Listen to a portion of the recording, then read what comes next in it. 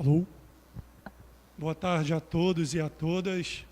É com grande alegria e satisfação que abraço a oportunidade de fazer parte deste simpósio, deste seminário internacional, uma grande honra para nós. E desde já parabenizo todos os envolvidos nessa belíssima iniciativa. Bem, o tema a que nós fomos designados a abordar no dia de hoje é a importância do Quinto Constitucional na renovação do Poder Judiciário. Antes mesmo de falarmos sobre a importância, é necessário aqui entender, de uma forma bem tranquila, bem transparente, o que vem a ser esse Quinto Constitucional, tendo em vista que tem muitos amigos, pessoas presentes, que têm noções na área de direito, mas não são da área.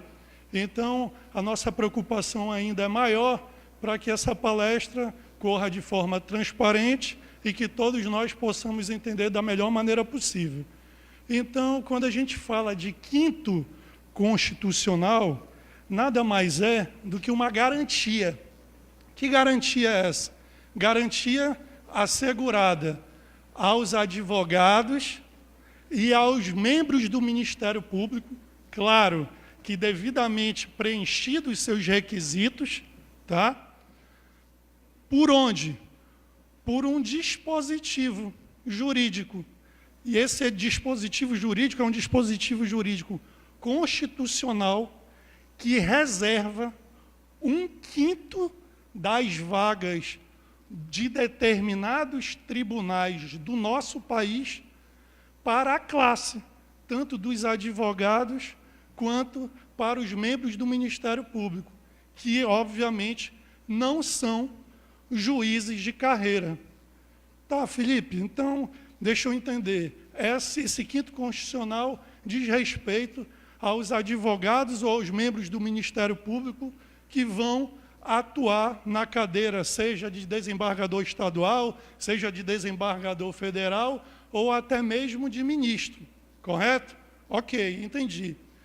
E desde quando vem isso? E aí a gente precisa buscar um pouquinho na história. Essa garantia assegurada tanto a membros do Ministério Público quanto aos advogados, ela vem de longe, fruto da Revolução de 1932. Mais do que isso, passando pela era Vargas, Getúlio Vargas, que foi, em 1934, a primeira Constituição que conseguiu prever essa garantia. Garantia esta que nós estamos falando no intuito de renovar o Poder Judiciário. E essa mesma garantia, ela passou por todo o tempo. Qual? Ela permaneceu. Constituição de 34, passando de 37, passando na de 46, no Estado Novo, conseguiu ultrapassar, até mesmo superou a própria ditadura, em 1964, chegando à Constituição atual nossa de 1988.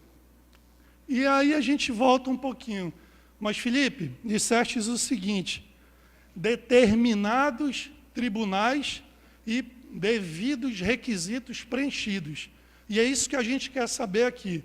Tá, já disseste que a garantia é para advogado, para membro do Ministério Público, para ocupar a carreira de desembargador, certo? Mas quais são os requisitos para isso? E aí esses requisitos se deram ao longo do tempo. Hoje, em tempos atuais, depois da Constituição de 1988, chegamos aos seguintes requisitos.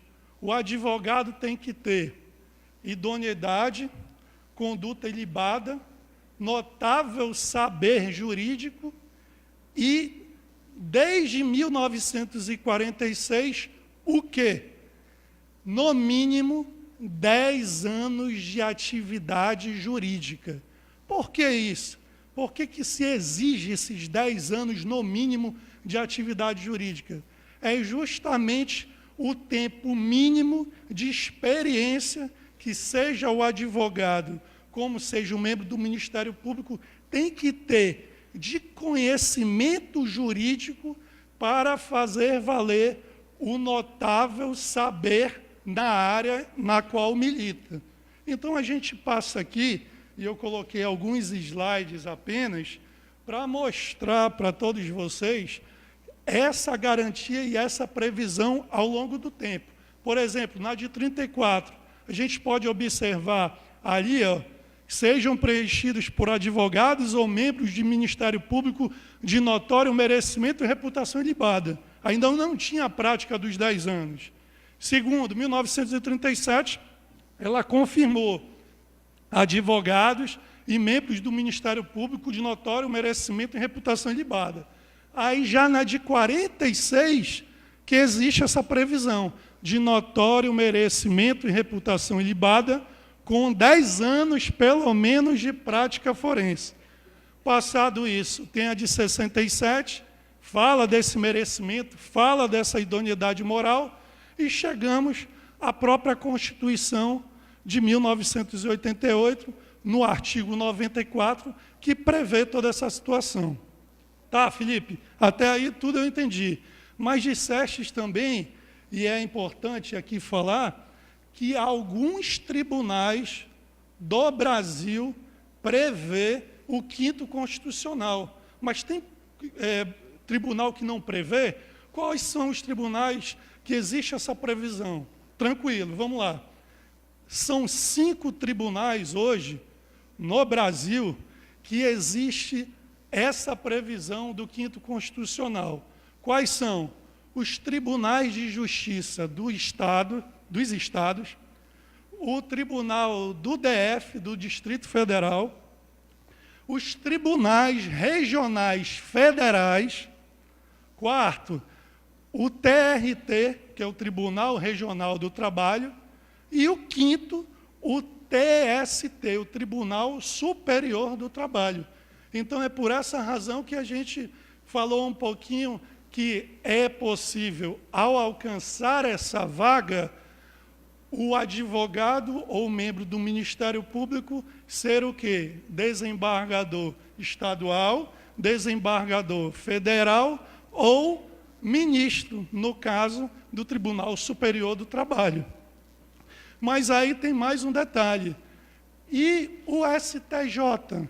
O STJ não existe, por mais que uma nomeação do presidente da República e uma previsão, tanto pelo Ministério Público quanto pela advocacia, sim, tem, mas só que essa previsão não é de 5º, está bem lá embaixo. O Superior Tribunal de Justiça compõe-se de, no mínimo, 33 ministros, e aí a gente coloca lá 1/3 em partes iguais dentre os advogados e membros do Ministério Público Federal, Estadual, do Distrito Federal e do Territórios. Então, aí a gente chama essa previsão não mais de 5º constitucional, porque não é reservada no STJ uma 5ª parte das vagas para Ministério Público e advocacia, mas sim 1/3. Então, a gente chama, nesse caso aí, não 5º, mas 1/3 constitucional, só para que vocês possam tomar conhecimento. Mais do que isso, necessário aqui que todos nós possamos entender como é que funciona. Funciona o quê? Funciona esse processo de seleção. Como é que ocorre o 5º constitucional? E a gente pode ver no decorrer do tempo, desde 1932, quando existiu a primeira previsão constitucional, que existiu uma evolução. Qual era a evolução? Que, desde lá, voltando, só para que a gente tenha total conhecimento, sempre se falou apenas em uma lista tríplice, seja pelo Ministério Público, seja pela advocacia, existiam, se inscreviam os candidatos e tiravam uma lista tríplice. Ou seja, e quando é que existiu essa previsão constitucional da lista sêxtupla? Somente em 1988, lá embaixo, explicando, dizendo, indicados em lista sêxtupla pelos órgãos de representação das respectivas classes. Então, essa evolução se deu justamente pelo quê? Pelo fortalecimento das classes, seja do Ministério Público quanto da advocacia. O que a gente vem falar? Essa garantia nada mais é do que a consolidação, que o fortalecimento e o engrandecimento dessas duas grandes classes e dessas duas grandes instituições.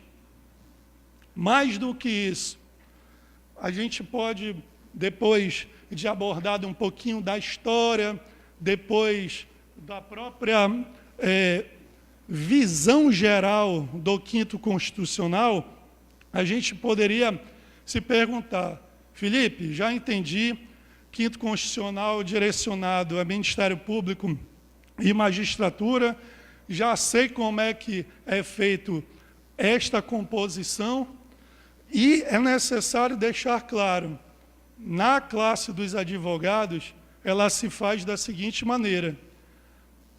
A classe dos advogados escolhe 6 advogados mais votados, o tribunal tira 3 em lista tríplice, e o Poder Executivo, no caso, falando de Estado, o governador escolherá um desses 3 figurantes na lista tríplice.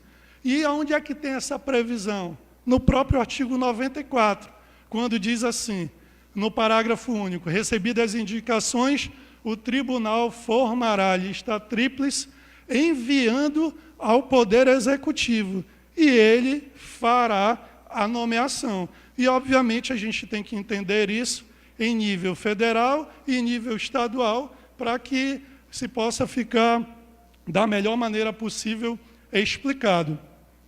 Necessário também mais uma informação. Quando disse que a OAB escolhe a lista sêxtupla, atipicamente, no nosso Estado, pela quantidade de advogados ser pouca, o Conselho chegou a essa deliberação e presidentes anteriores da própria OAB fizeram o seguinte, não, vamos de forma democrática abrir para os 13, 14 mil advogados poder escolher entre os 6 mais votados e, assim, figurar, compor essa lista sêxtupla. Mas por que está dizendo isso, Felipe? Porque, na maioria das vezes, não é assim. Existe um provimento do Conselho Federal que diz que quem escolhe a lista sêxtupla é o Conselho Estadual da respectiva seção da ordem.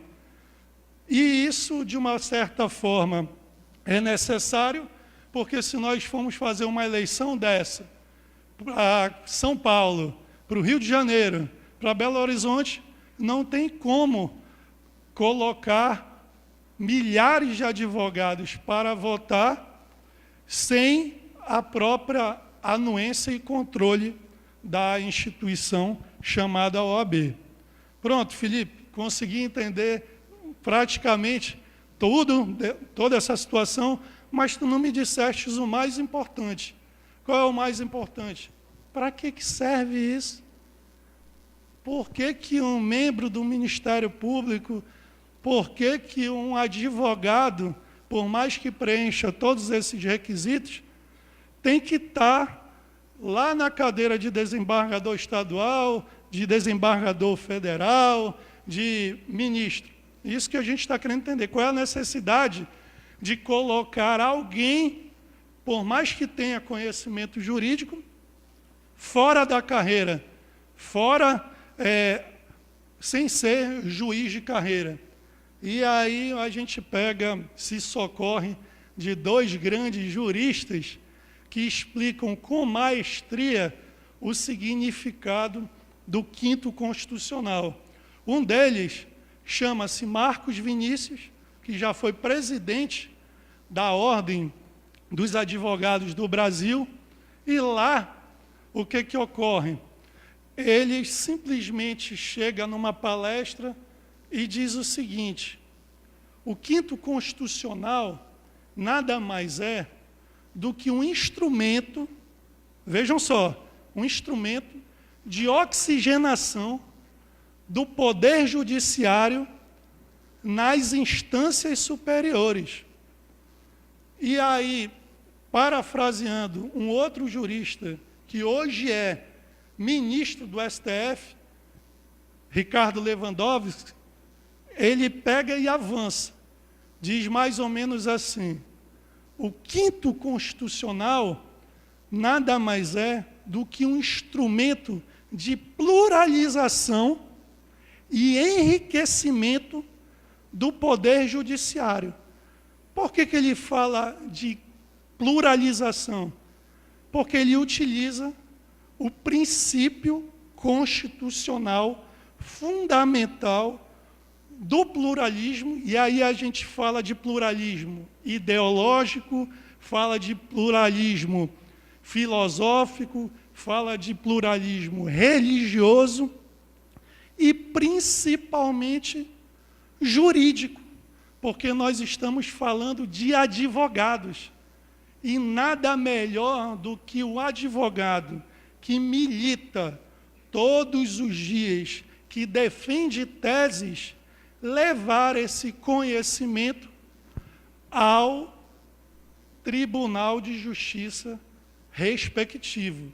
Resumo da ópera, pessoal, fala-se assim: o quinto constitucional nada mais é do que a democratização do poder judiciário, pois nada melhor do que um advogado, que é, sim, indispensável à administração da justiça, com base no seu artigo 133 da Constituição, que é, sim, o único necessário e o único capaz de iniciar a justiça, de tirar a justiça da inércia, provocando-a por meio de uma petição inicial, e é o único capaz de resgatar, de restabelecer a cidadania e a dignidade do seu cliente, do jurisdicionado, daquele que se socorre do poder judiciário, do que mostrar e fazer valer esse pluralismo de ideias em cada tribunal respectivo desse país.